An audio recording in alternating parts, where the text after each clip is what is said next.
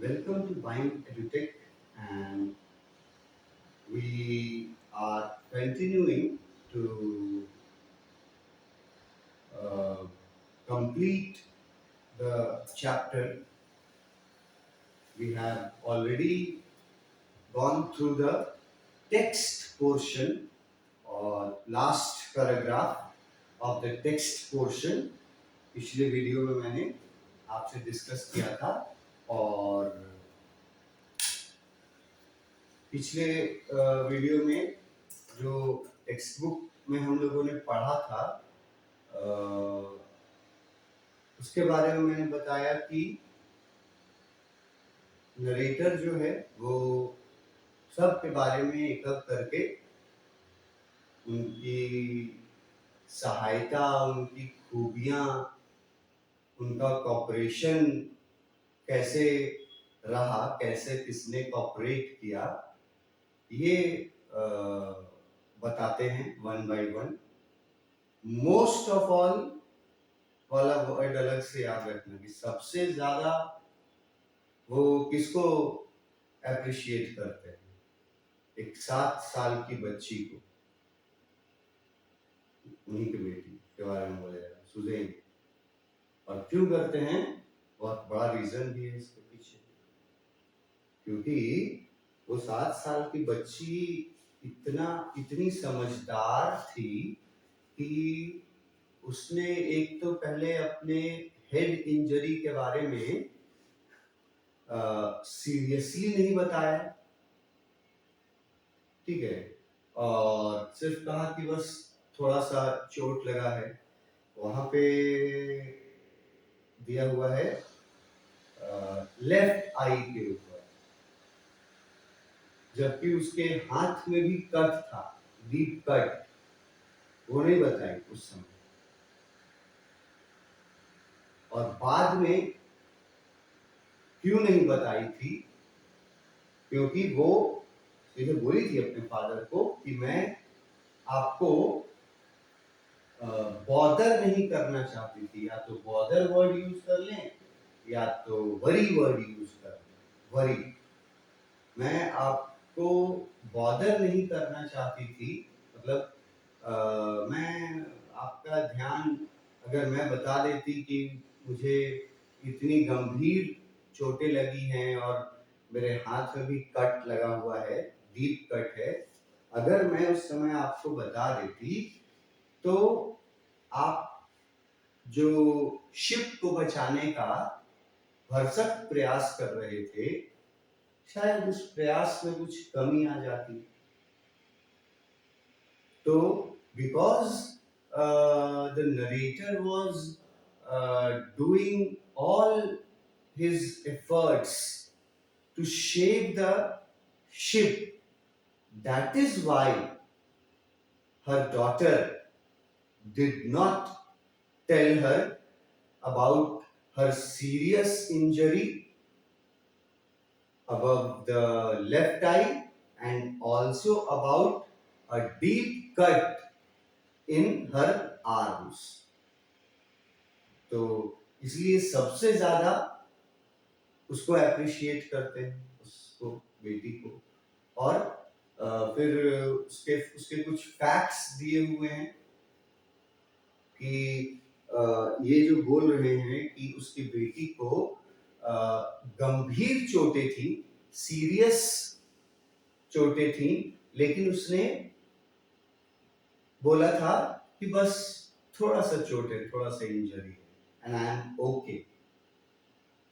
तो कितना सीरियस चोट था ये भी बता दिया। पूछा जाएगा कि उस लड़की को 6 माइनर ऑपरेशंस से गुजरना पड़ा था, क्योंकि जो इंजरी उसको हुआ था उसके वजह से उसके स्कल और स्किन के बीच ब्लड क्लॉट हो जाता था। अब ये वर्ड तुमको याद रखना होगा, ब्लड क्लॉट हो जाता था। क्लॉट होना मतलब जम जाना। सर्जरी होती थी, है ना, वो ब्लड क्लॉट हटा दिया जाता था, लेकिन फिर हो जाता था बार बार।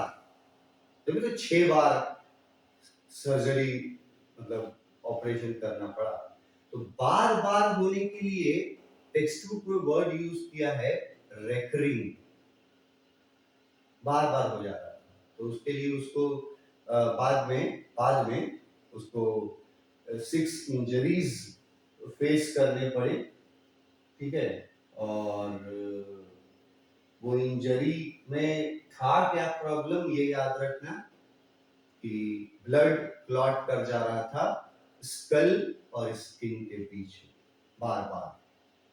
फिर अपने बेटे को लास्ट में ना याद किए कि एक 6 साल का लड़का जिसको मरने से डर नहीं लग रहा है, उतने विपत्ति वाले उतने विपरीत सिचुएशन में भी 6 साल का बच्चे को बिल्कुल डर नहीं लग रहा है, उसको याद करता है और उसको अप्रिशिएट करता है। यहाँ पे कहानी फिनिश होता है। तो ये एक्सप्लेनेशन है, लास्ट वाला जो पैराग्राफ अभी हमने पढ़ा था इसके पिछले वाले ये में उसका ये एक्सप्लेनेशन पॉइंट्स हैं। और यही पॉइंट्स मैं हमेशा बोलता हूँ कि यही पॉइंट्स आपको क्वेश्चन का आंसर देने में, यही सेंटेंसेस तुम्हारे मदद करेंगे। ये इम्पोर्टेंस है। ये आंसर्स जब तुम लिखोगे ना, इस चैप्टर से संबंधित कोई भी क्वेश्चन पूछा तो आंसर जब लिखोगे ना, तो ये एक्सप्लेनेशन वाले पॉइंट्स जो है ना, 1 2 ऐसे करके जो दिया रहता है एरो, इसी में से आंसर निकलेगा। तो इसका एक्सप्लेनेशन देखो, फर्स्ट पॉइंट में लिखा है कि जब वो पहुंचा, when I reached the land, पूछे गए हैं कौन सा लैंड की बात कर रहा है, तो एम्स्टरडैम। जब वो पहुंचा लैंड पर, तब उसने क्या किया, स्टार्टेड एप्रिशिएटिंग। एप्रिशिएटिंग वर्ड आ गया ना, बता रहे थे ना, एप्रिशिएट ये वर्ड हम बता रहे थे, यही आ गया एप्रिशिएटिंग। तो वो क्या किया, वो एप्रिशिएट किया सबसे पहले लैरी और हर्ब से शुरू किया। बुक हमने लैरी और हर्ब से शुरू किया था। तो उसके बारे में, लैरी और हर्ब के बारे में क्या एप्रिशिएट किया, ये तो इस पॉइंट में लिखा है। ये एप्रिशिएट किया कि वो हैप्पी और होपफुल रहे थे through out the tough and toughest condition. कभी भी वो होपलेस नहीं हुए थे लैरी और खुश रहते थे। तो उसके लिए बुक में वर्ड यूज किया था चीयर, और इसके लिए होपफुल के लिए बुक में वर्ड यूज किया था ऑप्टिमिस्टिक। तो यही मैं बात बोलता हूं कि जैसे यही लाइन अगर लिखा जाए, ठीक है, they remain cheerful and optimistic। ये दोनों वर्ड्स मतलब सभी के लिए हैं, ये ऐसे वर्ड्स हैं जो कॉमन है, याद रख सकते हैं कोई। पर अगर इसके जगह ये सेंटेंस में लिखें कि they remain cheerful and optimistic even under the very high level stress, कि जब सबसे ज्यादा स्ट्रेस था, स्ट्रेस वर्ड जो है ना, ये इसको तुम बोल चाल के भाषा में मीनिंग तो अपना अलग होता है, लेकिन इसको तुम समझ सकते हो टेंशन, किसी चीज का चिंता, स्ट्रेस, बहुत यूज करते हैं इस वर्ड को हम लोग आम में भी, मतलब बोलचाल में, कि ज्यादा स्ट्रेस मत लो, तो उसका मतलब होता है ज्यादा चिंता मत करो, ज्यादा अपने माइंड पे लोड मत लो। लेकिन उन लोगों ने, लैरी और हर्ब ने जो है वो वेरी हाई लेवल स्ट्रेस में, तो वेरी हाई लेवल ये वर्ड तो सबके लिए देती है, लेकिन वहां टेक्स्ट बुक में जो वर्ड था direct stress, very high level stress की जगह डायरेक्ट स्ट्रेस। तो अगर यूज कर दे हम, और मैंने कहा कि उसको थोड़ा हाईलाइट करें किसी भी तरीके से, तो टीचर्स जो हैं वो ये समझते हैं कि बच्चा गया है पूरा टेक्स्ट से, इसीलिए टेक्स्ट बुक की का वर्ड्स इसको याद है। वेरी हाई लेवल स्ट्रेस तो सबको याद रहेगा, लेकिन डायरेक्ट स्ट्रेस किसको याद रहेगा? जो पूरा बुक को लाइन बाय लाइन पढ़ा हो। तो डायरेक्ट स्ट्रेस भी यूज किया जा सकता था। तो लैरी और हर्ब को वो इसलिए अप्रिशिएट करता है क्योंकि विपरीत से विपरीत परिस्थितियों में भी वो दोनों चीयरफुल और ऑप्टिमिस्टिक थे। उसके बाद किसका बात आता है? इसका ये याद करता है, किसका अप्रिशिएट करता है? मैरी को, अपनी वाइफ। और अपने वाइफ को क्यों अप्रिशिएट करता है, क्या योगदान था उसकी वाइफ का, वो यहां लिखा हुआ है पॉइंट में। Who had controlled the steering of the ship during very critical time, मतलब जब समुद्री तूफान में वो शिप समुद्री तूफान से टकराया, पूरा पानी भर गया शिप में, उस कंडीशन में ये यहाँ क्रिटिकल टाइम लिख दिया है और वो टेक्स्ट बुक में लिखा हुआ था क्रूशियल टाइम। तो जब बहुत मुश्किल वाला परिस्थिति था, उस समय मैरी ने क्या संभाला? जहाज का स्टीयरिंग संभाला। तो ये उसका योगदान था, इसीलिए उसको अप्रिशिएट कर रहा था।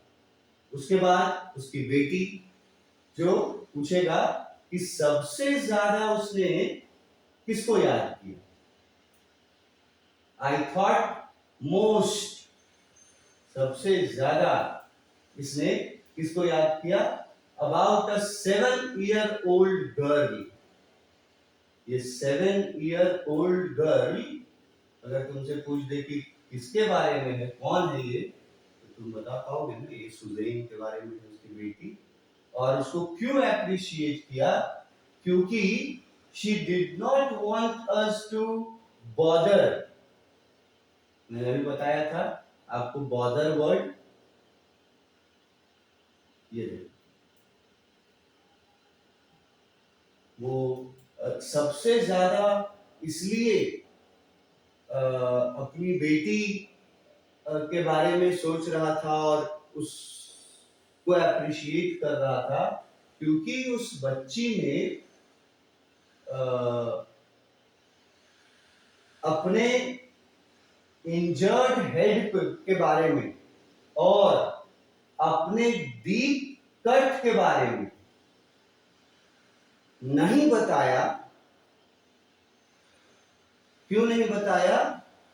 Because she did not want us to bother। Border word का अगर एकदम टिपिकल हिंदी वर्ड हो जाएगा ना, तो परवाह वर्ड होता है। मुझे इस बात की कोई परवाह नहीं। बॉदर वही वर्ड है, इसका सिनोनिम बहुत सारा है। बॉदर करना, जैसे इसका सिनोनिम में आप ये भी लिख सकते हैं, परेशान करना। फिर एक और वर्ड जो मैंने वो टेक्स्ट बुक में भी आया, वरी, WORRY, चिंता। तो सबसे ज्यादा वो अपनी बेटी को याद करता है, 7 साल की बेटी को, जिसने अपना इंजर्ड हेड के बारे में और अपने डीप कट के बारे में इसलिए नहीं बताया सीरियसली क्योंकि वो नहीं चाहती थी कि वो अपने फादर को बॉदर करे। बॉदर वर्ड काम का है, बॉदर करे, नहीं चाहती, इसलिए उसने उसको ये करके रखा, नहीं बताया कितना ज्यादा इंजरी है हेड पे और कितना डीप कट है, ये नहीं बताया। तो इसके लिए इसको अप्रिशिएट सबसे ज्यादा करते हैं नरेटर। उसके बाद फिर वही उसका कितना इंजरी हुआ था कि बाद में इस इंजरी के लिए उसको कितना ऑपरेशंस का जरूरत पड़ा था। तो ये फैक्ट है, ये याद रखना कि 6 ऑपरेशंस का जरूरत पड़ा था उसको बाद में उस हेड इंजरी के लिए। उसके बाद क्यों पड़ा था वो भी लिखा हुआ था वहां टेक्स्ट बुक में। These were required to control repeated formation of blood clot।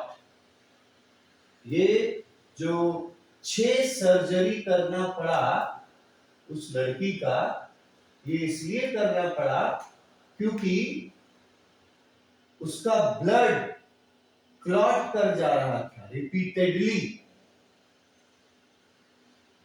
मतलब एक बार सर्जरी किया, उसके बाद फिर कुछ दिनों बाद फिर ब्लड क्लॉट कर गया। सेकेंड सर्जरी किया, फिर सेम 6 सर्जरी करना पड़ा। और ब्लड क्लॉट कहां हो रहा था? उसके स्कल और उसके स्किन के बीच में। स्कल और स्किन के बीच में ब्लड क्लॉट हो रहा है। क्लॉट होना मतलब जमा होना, जमना। तो उसको 6 ऑपरेशंस कराने पड़े उस बच्ची को।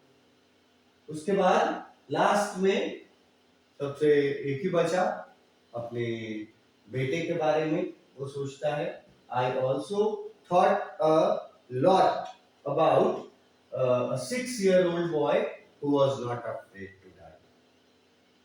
6 साल का बच्चा को मरने से डर नहीं है। और ये स्टेटमेंट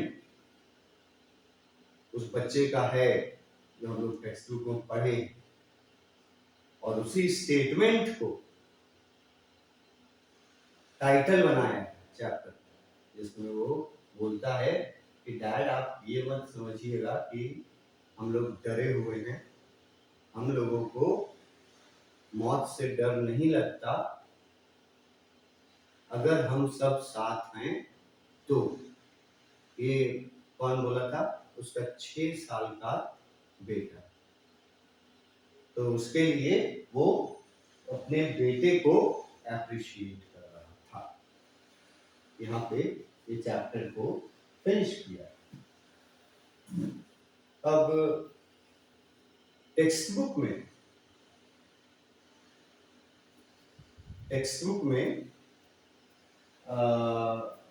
एक क्वेश्चन है जो मैं चाहता हूं कि आप जाने समझें। ठीक है, ये पूरा चैप्टर जो है वो शिप के बारे में है। ठीक है, शिप के बारे में ही पूरा बताया गया है, पानी जहाज। तो क्वेश्चन पूछा है कि यहां पर 3 वर्ड्स दिए गए हैं, कंपाउंड वर्ड्स हैं, जिसमें सभी वर्ड का एंडिंग हो रहा है शिप वर्ड से। 3 वर्ड दिया है जिसमें सभी का एंडिंग हो रहा है किससे? शिप से, शिप वर्ड से। क्वेश्चन पूछता है what does each of them mean? उन तीनों शब्दों का मतलब क्या है जो तीनों शब्द शिप से मतलब फिनिश होते हैं। जैसे पहला, दूसरा और तीसरा, तीनों वर्ड देखो। पहला वर्ड है एयरशिप, शिप आया ना। दूसरा वर्ड है फ्लैगशिप, इसमें भी शिप आया। और तीसरा वर्ड है लाइट शिप। फ्लैगशिप, ठीक है, लाइट शिप और एयरशिप, तीनों में शिप है वर्ड लगा हुआ। इनका मीनिंग क्या होता है? एयरशिप से शुरू करते हैं। एयरशिप क्या होता है? A large aircraft without wings. A large aircraft without wings. Wings समझते हो ना? हवाई जहाज में विंग्स किसको बोला जाता है? वो जो पंख जैसा जो निकला रहता है। तो एक बड़ा जहाज जिसमें विंग्स नहीं है, फिल्ड विथ अ गैस, उसमें गैस फिल्ड कर दिया जाता है, which is lighter than air, और वो गैस हवा से भी कम वजन का होता है, एंड ड्रिवन बाय इंजन्स, और उसको इंजन से उड़ाया जाता है। इसको एयरशिप बोलते हैं। तो कितना डिफरेंट चीज है एयरशिप। कॉमनली अगर समझ ये बोलोगे एयरशिप तो तुरंत दिमाग में आएगा क्या? हवाई जहाज। ये नहीं, हवाई जहाज नहीं होता एयरशिप। अगर आपने देखा होगा श्योर कि एक बहुत बड़ा